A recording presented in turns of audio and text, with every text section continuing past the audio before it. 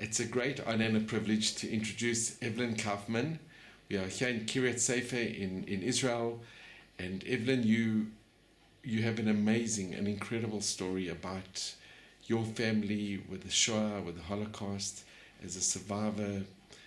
Can I ask, where were you born? I was born in France. I was born in Paris. In what year? In 1940. And I was born there, but my parents were from Germany. My parents lived in Berlin, both of them. And my grandfather was a judge or lawyer, I don't know exactly which. And my father was also.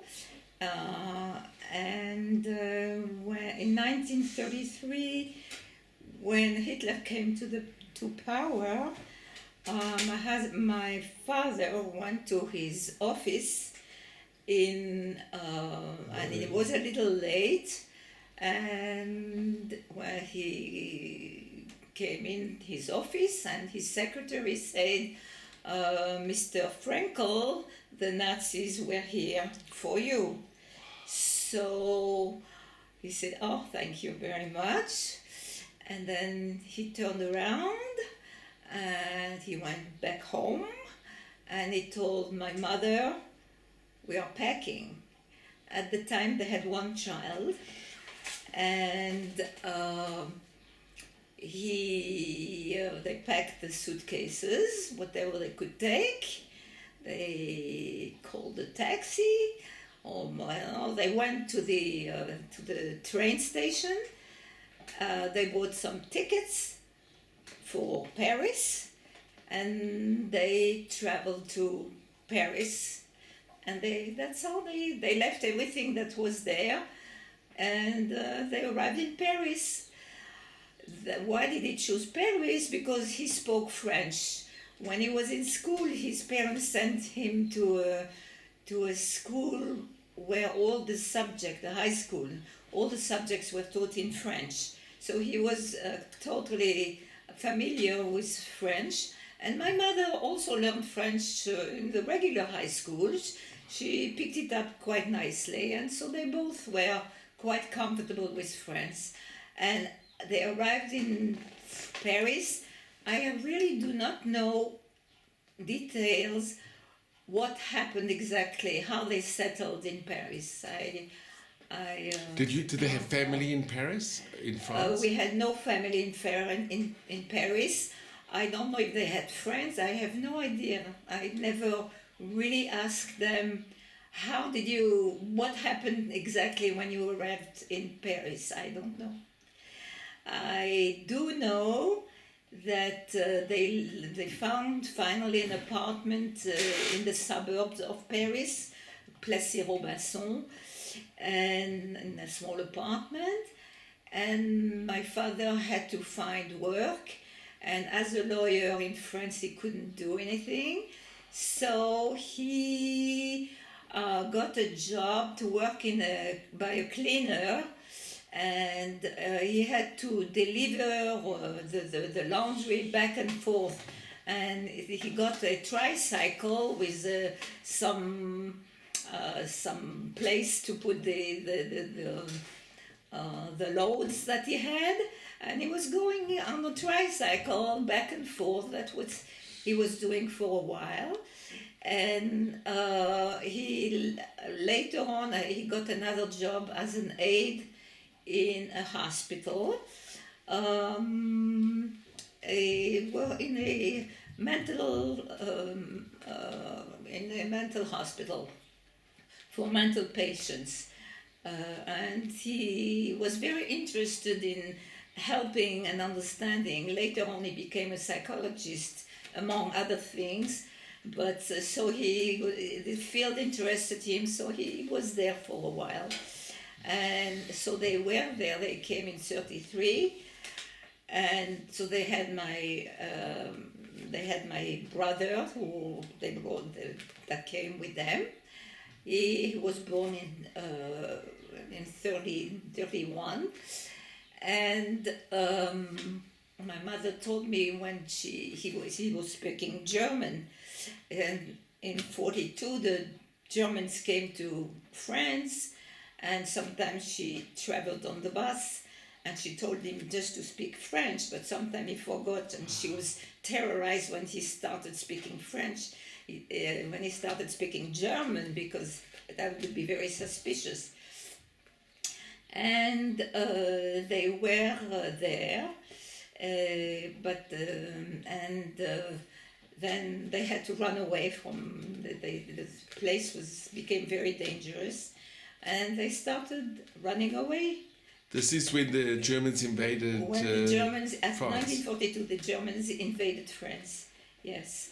And was your family from? Were they religious at this time? My family, they were both from totally assimilated parents. My father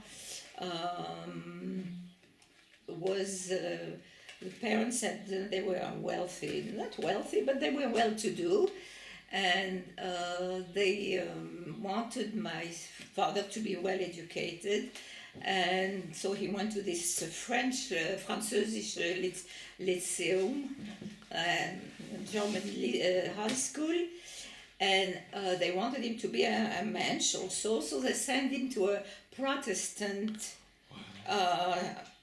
day school, evening school, where he was, not even afternoon school, like Sunday school, where you learn about religion, about how to be a good person, not only in knowledge, but to have also good character. So he was learning from the Protestant religion. And one day, he was a thinking person, a thinking child. He came home and he asked his parents, are we Jewish or are we Protestant? So the family said, we are Jews. So he says, what am I doing? Why am I going there? So I want to learn about Jewish religion. So then they transferred him to a Jewish Sunday school, and then he started learning, and all his life he learned more and more. And as a student, when he was in university, he met some Jewish philosophers. He had a group of Jewish students who were learning Jewish philosophy, and he was always interested. By my mother, her family was not religious at all, but I think they had some Jewish habits, because she told me how Pesach they were making Matzah Klößchen and Charemzo, and she had some like bits of religiosity that came, but they were not Shomer Shabbos, they were not anything. But my father, as he became older, he started keeping Shabbos and Kashrut, and this was still in Germany. I don't know if he started Kashrut, I think it started later. It started when he ran away. One of the places when he ran away to was from Paris to a city in France, Lyon. And in Lyon, there was a Rav, and now I can't remember the name of the Rav, but he was a very, very a big tzaddik, very frum person, and he got very close to him. And he learned a lot from him, and from them I know that they started eating kosher and keeping Shabbos more or less, and the life became much more Jewish. Can I ask, what was your very first recollections? What do you remember as a small child, the very first thing in France? Recollection, I think it is when I was hidden by the Goyim. When my parents were running away in 42, they went to they went, so they were running away, and they ended up in Lyon. And then in 1943, my younger brother was born. And so then the months were passing by, they had a baby. My older brother was, there was at the time an organization, Aliyat HaNoar, from Israel, and they were looking for teenagers. They were ready, they were working to take the teenagers to Eretz Israel. Yeah. So they went to my parents, they found out that they had a teenager, so they told my parents, no, let us take him, and he'll, we will make sure that he's okay, we'll take him to Eretz Israel. And my parents agreed, because that was a good salvation a sure salvation for at least one of them. So he was taken to Eretz Israel by the Aliyat HaNoar, and there was another organization called the OSE. It was the OSE, Organization to Save Enfants, Children.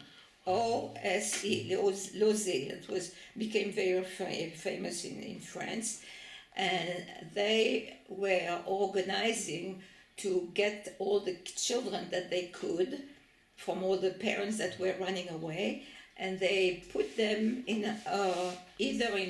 by Goyish children, by Goyish families, and the Goyish family would say it's their son or their cousin or their nephews and nieces, that he was part of the family. And or they put them in monasteries and churches, and for men, for boys, so they let me go with one.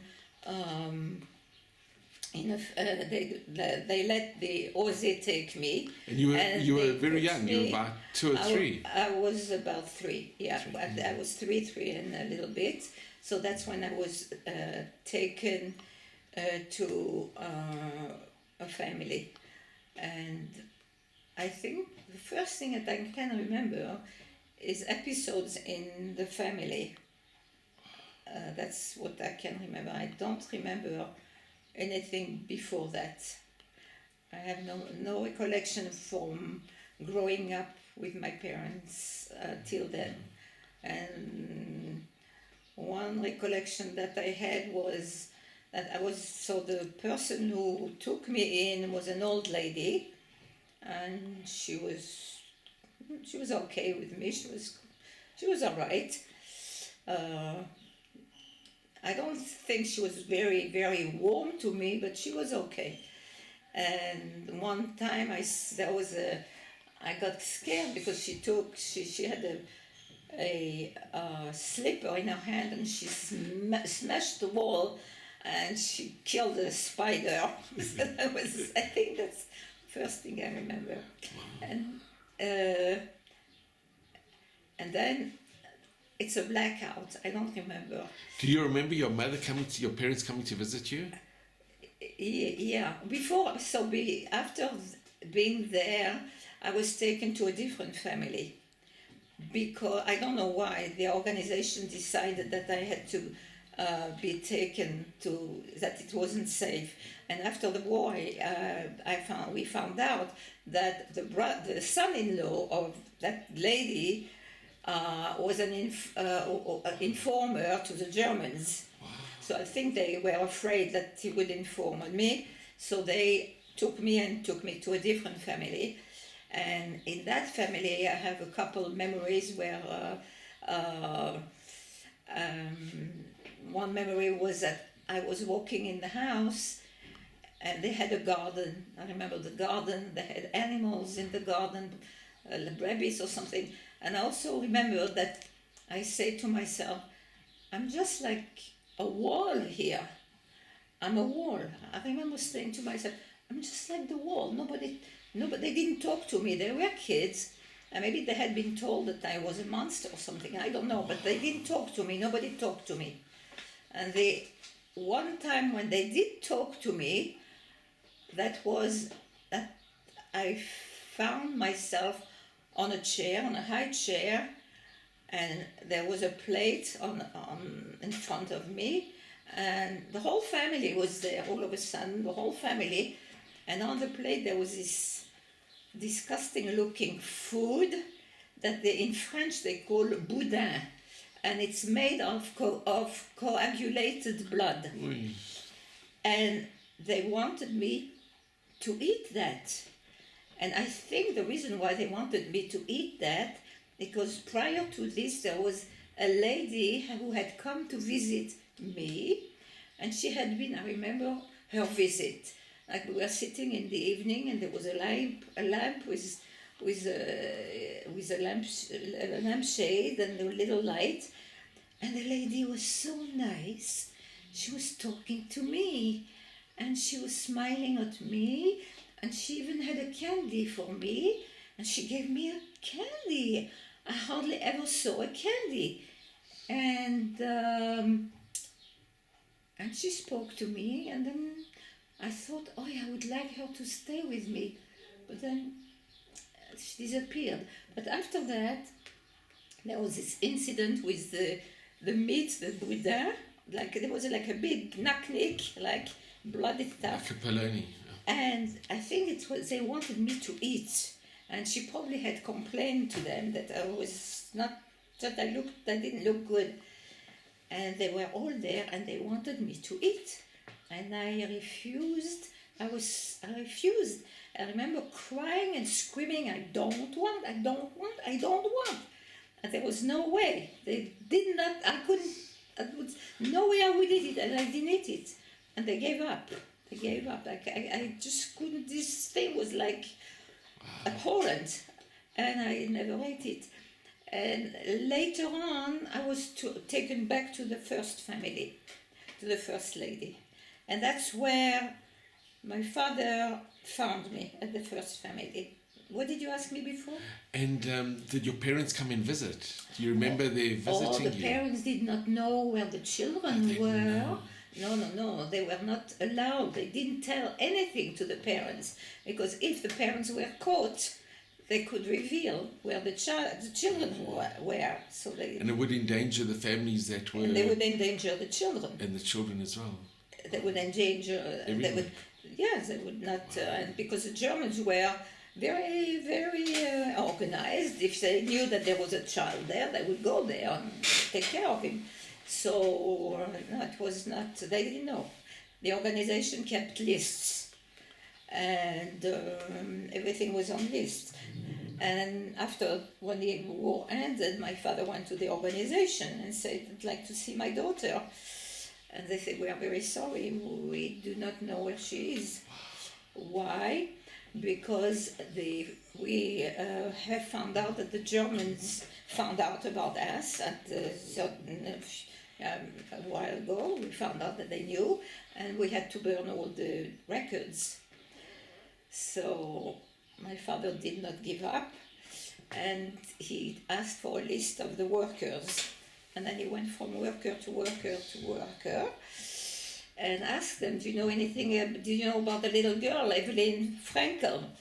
So finally he did find one lady that had remembered. She had it in her head where I was. She remembered my address, and he was able to come there. And I remember vividly when he came that I was in a room. I don't know what I was doing, all alone, and the old lady called me, Evelyn, somebody came to visit you. And I remember this feeling of surprise. Somebody comes to visit me? I was 5.5 then, and I was very surprised. And then she said, come.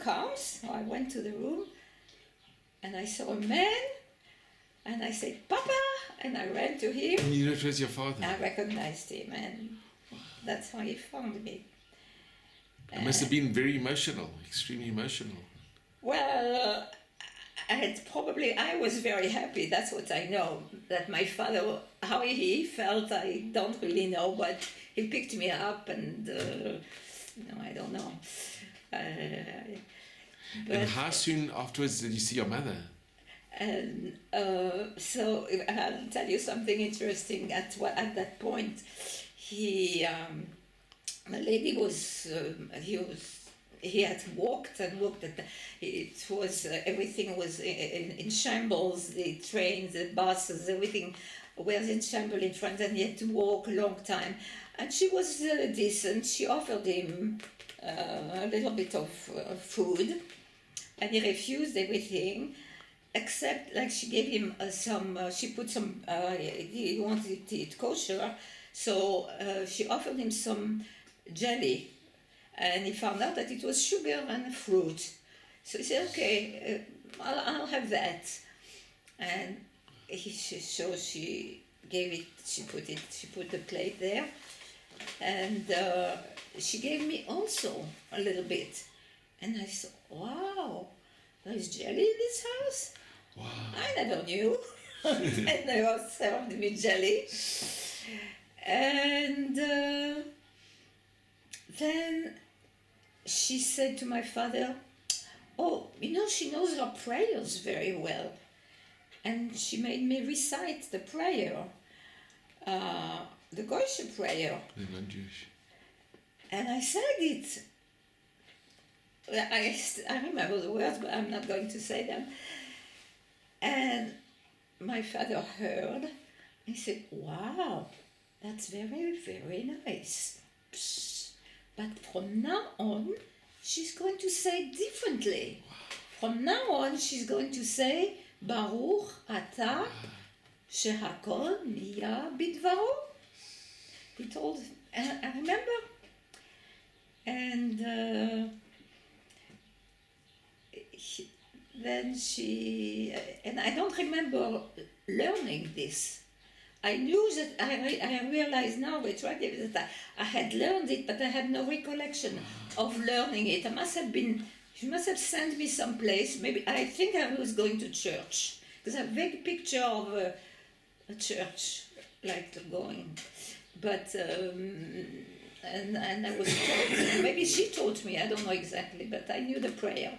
Did she have any other kids? Any other children? In the house, no, I was all alone. I was all alone in the house. And did you have any friends? No friends, nothing. She didn't send you to kindergarten or? No. I was the whole time in that place. And what did I do all day? I have no idea. I do remember once being with her daughter-in-law, who took me maybe to church. Maybe she took me to church. And once we came back, and she was eating, she had a bag and she was eating an apple. And I was so envious. I wanted also, maybe give me an apple, but she didn't give me an apple. And so then my father said, okay, I thank you to the lady. I guess, I don't know, I didn't, was too aware of what was going on.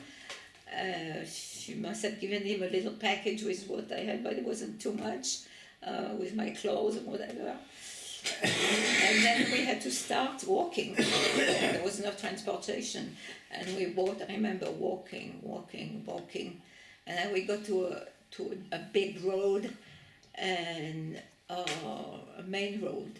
And we were standing there, and we suddenly saw there were tanks coming from the Americans, or I think were coming and on the road, and people were on the side uploading, and then all of a sudden something comes, something was thrown into my father's face, and he got red beetroot, and it fell on the floor, and we saw it was a box of cookies.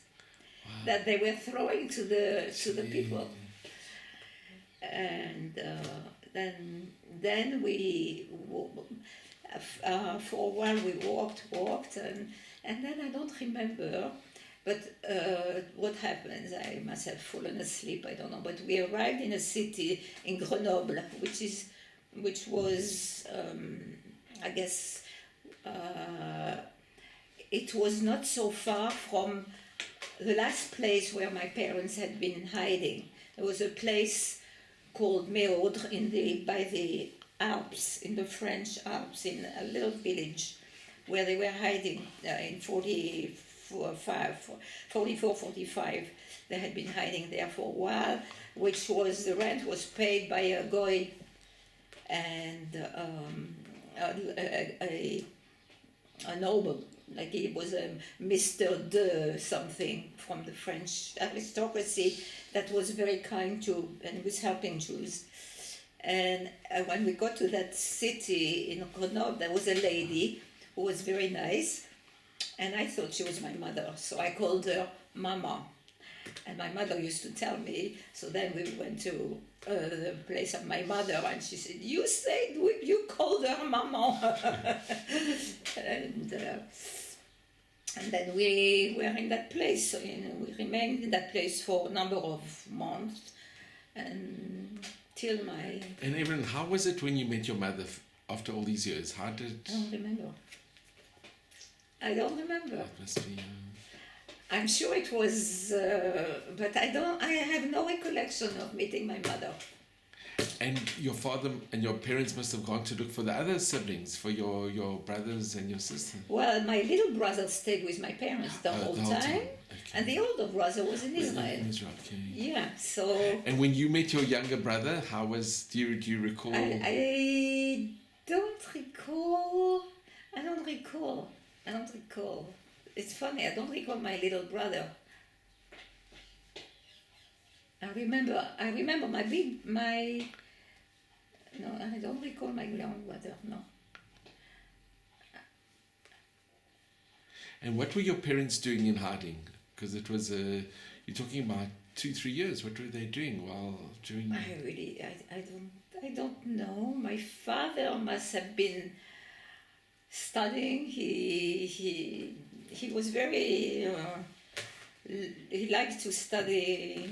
Maybe he was learning, he was studying, he was doing gematria. I don't know. I have no idea. When he was in one town, he was learning a lot Yiddishkeit.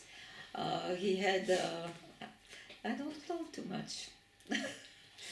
I didn't ask what he was doing the whole time.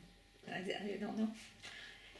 And Evelyn, can I ask, when you left the lady that was looking after you, was it easy to leave her, or were you sad to leave her? No, I was not at all sad. It was like, okay, thank you, bye. No, she didn't, I wasn't sad at all. She never used to read to you or made you... No. You must have been very lonely. It must have been so difficult for you. A little child and by yourself. I never thought about it, but it's like a lot of blanks are in there. I don't know. I thought maybe I'd like to go to a hypnosis to try to find out about these things, but I don't know. It's amazing. And then what happened after the war, after the liberation? Did your parents stay in France? Yes, they stayed in France, and from this little village they moved to the city where I had met this lady who I thought was my mother, and we lived there in Grenoble, and there my father, I remember that he was helping a rabbi with his speeches. There was a Rav, an Orthodox Rav, who was from Poland or Lithuania or something, and he was a Rav, and he had to speak to the French Kehillah, and so he didn't know how to speak so well. So my father would translate write his speeches in good French, because he spoke French well. How else did he make his living? I think they were getting money from America. I remember we were getting packages from America, clothes from America. My father was also the treasurer of the shul. And you started going to school? And I started going to school, yes. I started Was- going to regular Goyish school. Which is a public school. Public school. And yes, I remember being in kindergarten and remember the teachers that were very nice to me. And you made friends easily? I don't remember if I made friends easily. But I wasn't too long in that kindergarten. No, I was in the kindergarten, then I was in first grade. I remember being in first grade. Did I make friends from the school? No.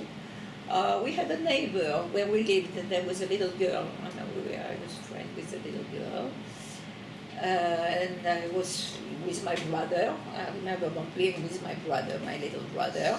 I remember playing with him and fighting with him. And I remember various occasions.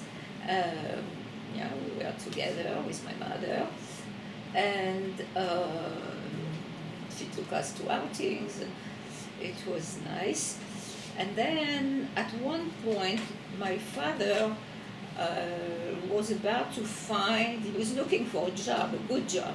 So he found a job in Paris, working in the Sorbonne. The university? In a university as a helper to a teacher, a main teacher of the Sorbonne. He was working in the Centre de Recherche Scientifique, in aesthetic, in the field of aesthetic. He would do the research for the teacher. Professor. He was working for Professor Sorio, and he was his researcher. He was a researcher for in this Centre de Recherche Scientifique à la Sorbonne. Later, when I started going to high school, and they asked me they asked all the children, what's your what's your father doing? So I had to say, professeur de recherche au Centre de Recherche Scientifique de la Sorbonne, and I couldn't barely see all the title. It was hard on me. But that's what.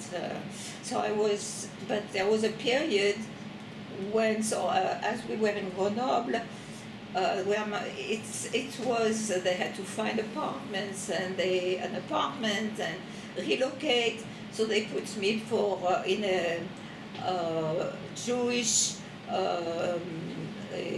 intern orphanage, in a Jewish orphanage, and I was there for maybe about a number of months. I was there. I remember I was already past kindergarten. I was already in school, and the teacher was nice. We were going. It was a little place, and the school had one class had various levels, but I was doing fine there. And the orphanage was very nice, very, very nice. It was from Jewish, it was kosher, and it was very nice there until my parents were finally settled in near Paris. They found an apartment, and then we were a family. And with my young brother, we were also. He was also in the orphanage, and then finally we lived in this apartment, and I went to public school. My brother also went to public school, and till when we grew up there in a place next to Paris. Châtenay-Malabry was a suburb. A suburb. What I did not mention was that my father had been married before, and they were, from the first marriage, there were 2 children also. And when we left, my father left with my mother, he told his previous wife, who lived also in Berlin with her 2 children, that she better leave also. And she also left, and they also went to Paris in a different place. And when we were in Paris, so they used to visit us, the children. So I was, we knew them, we were close to them. But unfortunately, so one was hidden during the war. He ended up, there was also, the children were also hidden, the two of them. The girl was hidden in a Church. in Like a monastery. monastery, and the boy was hidden in a cloister. No, it's the girl in a cloister and the boy in a monastery. And my older sister, she was the oldest. She was the oldest. She converted to Christianity, and she always believed, I think it was Protestant, I don't remember what, but she believed that she was a Christian, and she never renegated. She remained a Christian. And the brother did not, he was not as influenced, but he never, the mother did not teach them anything about religion, and they both were not successful. My older brother, he went to high school, high school, and he was, unfortunately, wasn't that very successful. He never passed his back roads. His matrix. And eventually, he never got married. And one day after my father died, he committed suicide. And my sister, my half-sister, she also, when she was in her 15, 16, she lost her mind completely. And she had to be taken into a hospital. And she was years and years in the hospital. And eventually she was put all her life in the hospital till she was old, and they put her but she didn't realize it, she was in a Jewish home. And she was buried in a Jewish cemetery. I went to visit her before she died. You did visit her? I visited her, yeah. She didn't know. But she didn't recognize me. And your older brother? My older brother. Did you have a connection with him? Yeah, he came back at one point. He came from, finally he came back from Eretz Israel, and he stayed with us, and eventually got married to a nice Jewish girl, Tunisian girl, and they had 2 children, 2 girls, very nice girls, and eventually my brother, who had been in Eretz Israel for a number of years, he was in kibbutz, and he was a little bit in the army, and he learned how to smoke. And when he came to France, he was smoking, and he eventually got sick. He got emphysema. Lung cancer. And he died from lung cancer. From lung cancer, emphysema. That he was for a while going with air or balloons, oxygen. that he had oxygen. And eventually, so he died, but he had already children. And his children today? And his children today, they are one is Shomer Shabbos. I don't know if the other one is. She was married, she divorced, and she has a daughter. They live in and the other France, one has also 2 children. They live in Paris, yes, and they are fine. And their mother, the one that she's a very nice lady, from she keeps Shabbos, everything. She's very. She learns. She studies all the time. she davens. She's very nice. And very what sweet happened? lady. What happened with your younger brother? And my younger brother, he grew up. We both became older, and my father was very careful that we should have a Jewish upbringing. So he made us go. They had something called the Jewish Scouts, and you know what the Scouts are? So they made or they organized that there would be a branch of Jewish Scouts where there would be only Jewish children. That was organized by these certain people, and they wanted the children to know, to somehow to keep the children in a Jewish Atmosphere, sphere, so that eventually there would be later on they would meet and make Jewish families. It was very smart of them. And so my brother went to the Jewish Scouts, and I went to the Boys Scouts, and then I went to the Girl Scouts, and eventually I met some very religious girls, and one of them she went to Gateshead, Seminary, and at the time I was already in high school, so when I was before the year of Bagrut, of Baccalaureate, she somehow influenced me to go to seminary in Gateshead. So that's what I did. I quit high school and I went to Gateshead, and I was there 3 years. Gateshead is a Jewish teachers seminary. In the north of England, yeah. Yeah, and so in England. And then I came to Eretz Israel. First, after Gateshead, I went to teach. There was a girl from Morocco there, and when she went back home, she was a granddaughter of Rav Toledano, and she started a school that was run by the Lubavitches, Chabad. But the school was not Chabad. They made a school where they were teaching plain Yiddishkeit. Yeah. They were Chabad, and there were some people who they talked about Lubavitchism, but that was for the children to come and to learn dinim the way they should, the minhagim Sfaradim, and they just want them to be Yirei Shamayim. And so that girl, she knew me from Gateshead, so she became the principal. And then a year after she had started the school, she asked the principal that I should come. And so I went and was in Morocco for a year. Wow.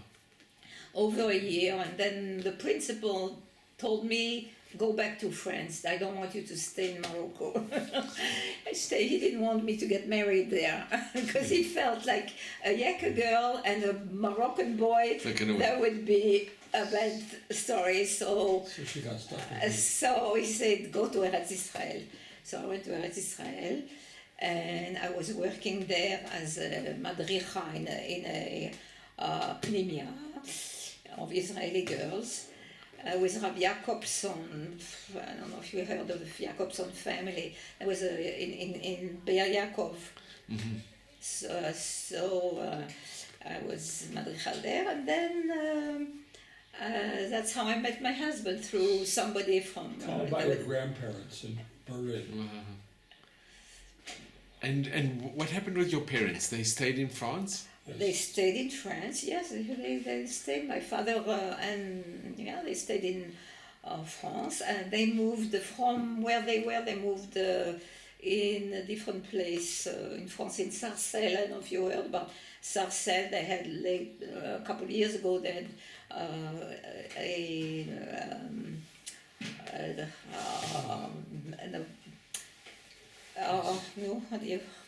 a pigua.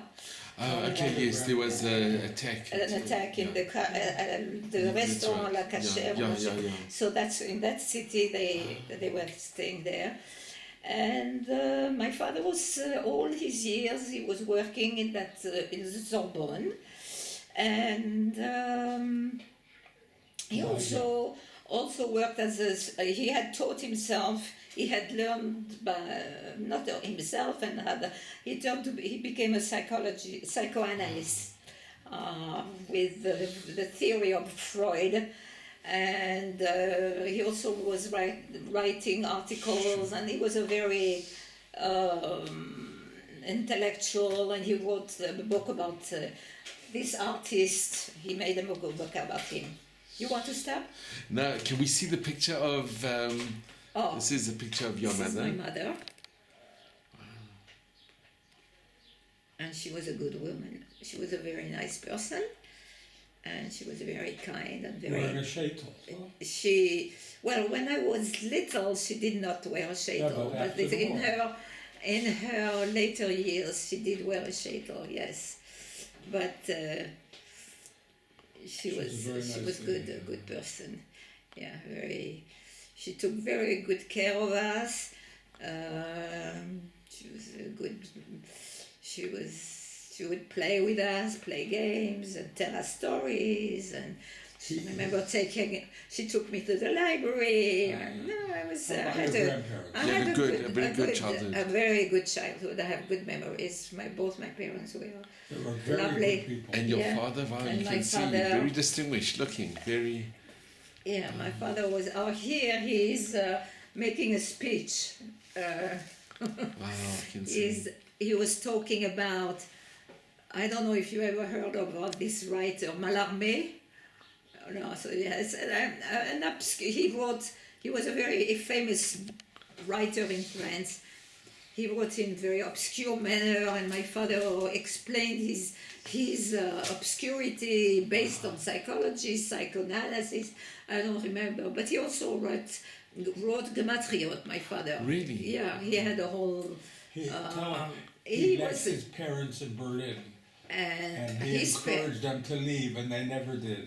Yeah, after And- when they went back to when they left to France, and they lived in Paris, they begged their parents To leave. to Come leave with and them. join them, and the parents said, "It's going to pass. It's going to pass." So my father left right at the beginning, 1933, just when Hitler came at the power. That's when he left. They left right away. He had the insight, the foresight to see He what was had going the on. insight, and he And they didn't. didn't. And what did they do? And he was very brave. Just left everything. He's It must be He very left all he's difficult. rich, very- and he's He left all his money, all his buildings, all his property. he made the I was decision. twice in Berlin to look for his things. That's a whole story unto itself.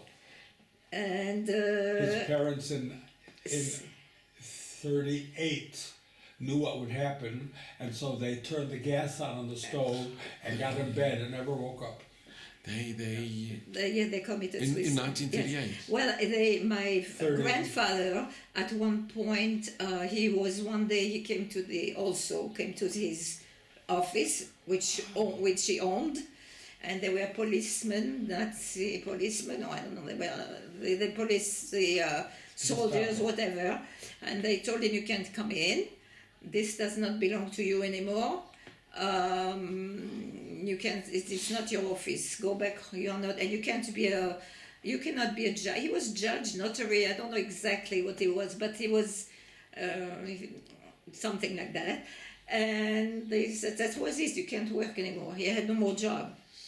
So they owned 2 buildings, and for a while they were getting the rents. They were building with apartments, and they were getting their rents. Till another time, somebody came to them and said, "We are buying the buildings," and they gave them. They said, "We are giving you such and such money," which was a ridiculous amount, and they said, "That's it. Now you're not anymore. You don't own the buildings anymore."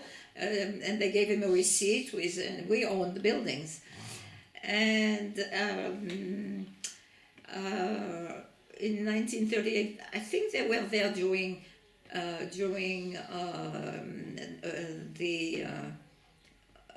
where they broke the windows. Kristallnacht. Kristallnacht.